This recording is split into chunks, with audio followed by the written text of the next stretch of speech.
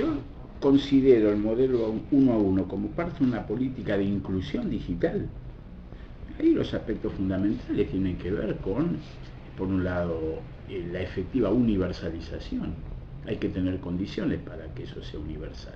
Aquí entra en todo lo que tiene que ver con conectividad, con banda ancha, con todos los aspectos más bien de infraestructura tecnológica para hacerlo. En segundo lugar, en ese marco de esa política, también tiene mucho que ver el hecho de favorecer a los sectores más desfavorecidos. Ahí el papel del Estado es fundamental, de llegar a los lugares donde no llega el mercado, donde no llegan las empresas privadas, donde no llegan las ofertas que tienen que ver con, digamos, con sectores de mayores recursos. Creo que ahí efectivamente esta política tiene que tener un claro sentido social. Y en esa misma línea, yo diría que tendríamos que pensar, efectivamente, volver a debatir si esto es un contenido transversal o tiene que ser una materia específica. No estoy en condiciones de dar una respuesta categórica, pero daría la impresión en los últimos años que la idea de que fuera una materia específica había sido descartada y que todo el mundo estaba con la idea de que fuera una cuestión más bien transversal. Yo creo que en el marco de esta línea de una política de universalización del dominio de la tecnología, no sé si podemos descartar tan fácilmente la idea de que no sea una materia desde la escuela primaria, donde se enseña efectivamente a manejar el dispositivo.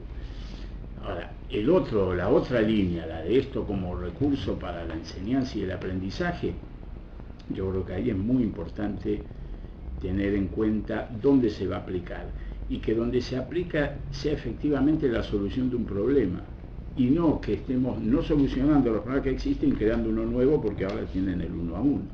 Por eso es que, por ejemplo, en Argentina nosotros en su momento decidimos empezar por la secundaria, no por la primaria. Y dentro de la secundaria por la enseñanza técnica, y dentro de la enseñanza técnica por los años superiores de la enseñanza técnica, porque identificamos que ese era el lugar donde poner una laptop por estudiante resolvía un problema, satisfacía una necesidad. Mientras que ponerlo en la escuela primaria había que crear una cantidad enorme de condiciones para que eso sea la solución de un problema, y no que estuviéramos creando otro. Creo que ese es el punto fundamental.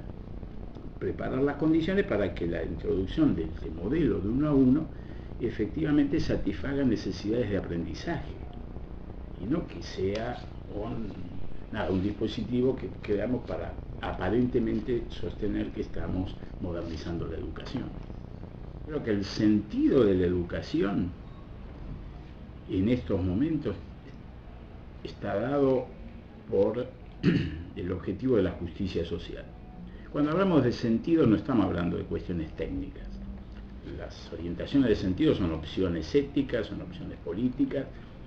Bueno, a mi entender hoy en día en la sociedad contemporánea el tema de la justicia es fundamental.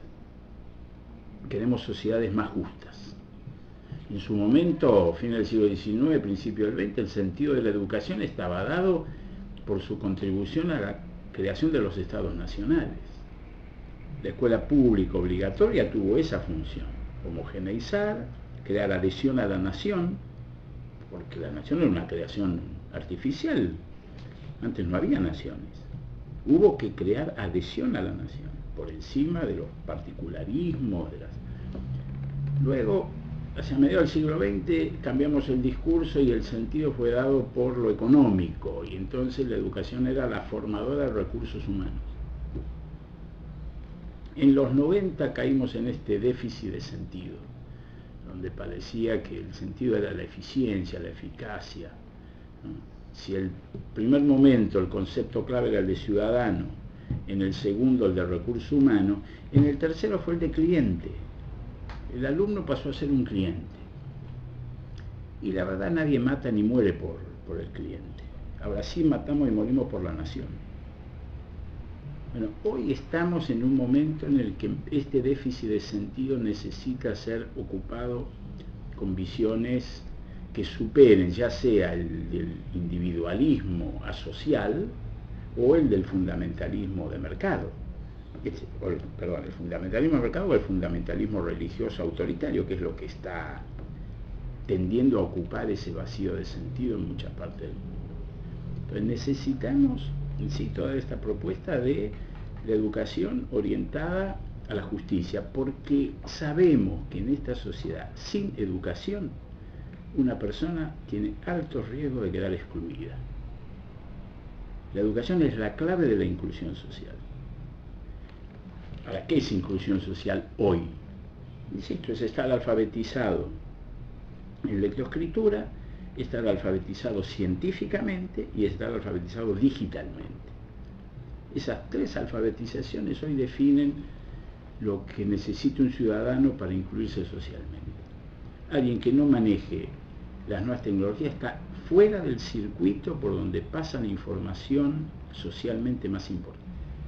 Hay que poner estas estrategias de universalización del acceso a las TICs como estrategias de inclusión social, porque, insisto, que no las maneje tiene riesgos muy fuertes de quedar afuera de la participación ciudadana, de la participación en el mercado de trabajo, de su propia constitución como sujetos.